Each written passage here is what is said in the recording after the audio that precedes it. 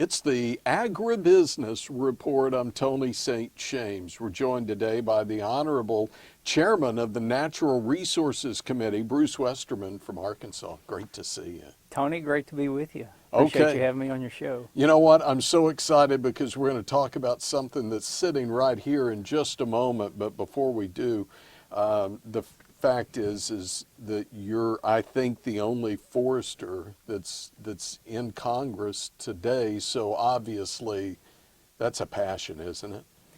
Yeah, I didn't get into forestry just because of the academic nuances of it. It's something I'm passionate about, and was able to work in that field for a couple of decades before I came to Congress. So very excited about the opportunities to make forests healthier across the country and to use a product that's proven to be a great product for centuries and centuries. And it's got a bright future ahead of it. Wildlife conservation, well, let's see, Wildlife Habitat Conservation Act. This is something you rolled out just a couple of months ago, right? Yeah, and it gets back to good forest management and habitat management. There's a lot of talk about endangered species and threatened species, and then there's all the species that a lot of us are concerned about, the game species. And you can help all of those species just by having good habitat. And if we want to affect wildlife in America and affect all species, that starts with good habitat management. So I've got a bill called the America's Wildlife Habitat Conservation Act, which is very focused on state agencies carrying out their state action plans, getting that management back down at the state level and local level where people understand the ecosystems and the habitat it's better and what to do for all the species involved, plant and animal.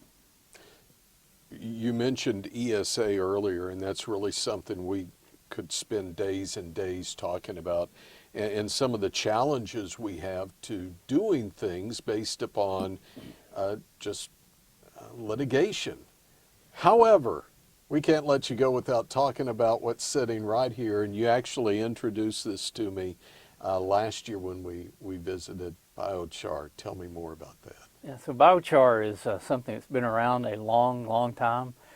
We actually know the Incans made biochar, and they put it in the soil to make the soil more productive, because you can go there today and dig it up and it's still there. So it's a very stable product. You make biochar from biomass. You do it like you make charcoal. You heat it without oxygen. You drive off the water. You drive off the volatiles, which you can capture them and use them in the process to make biochar. And you can also condense those volatiles and make liquid fuels or generate electricity with them.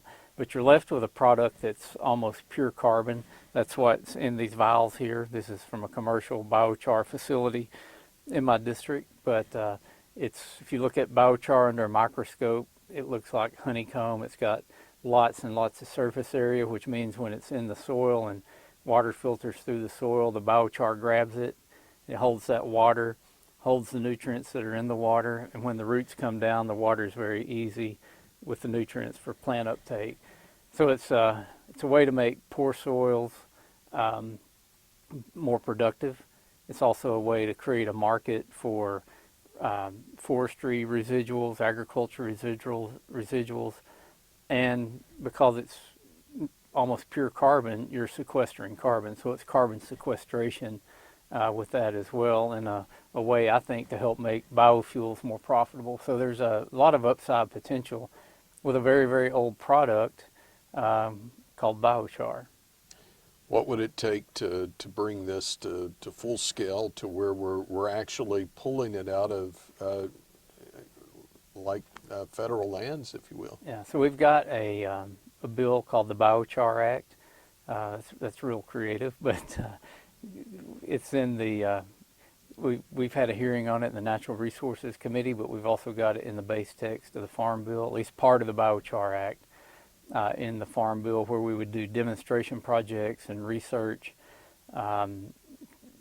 targeting doing one in every region of the Forest Service, and have the Forest Service partner with private landowners and private industry, as well as land grant universities, because our land grants have the Cooperative Extension Service, and when you have a product like biochar, you need to figure out how to use it the most effectively on the local agriculture land. So that's where the land grants and the cooperative extension would work with farmers.